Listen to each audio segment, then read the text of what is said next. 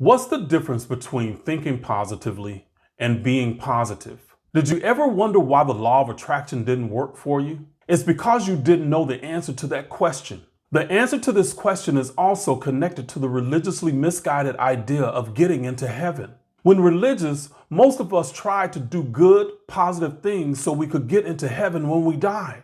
It wasn't until I learned Kemetic science and sacred process mastery that I truly understood the difference between thinking positively and being positive and the connection to heaven.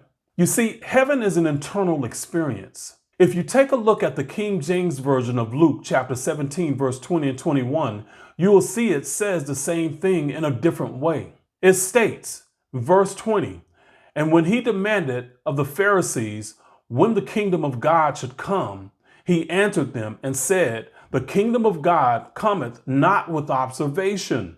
Verse 21, "Neither shall they say, lo here or lo there, for behold, the kingdom of God is within you." Ancient Kemetic science teachings were designed to help create attitudes. When you grasp the idea, you have the answer to the original question.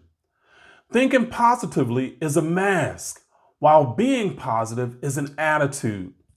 Heaven is an attitude. You are powerful beyond belief.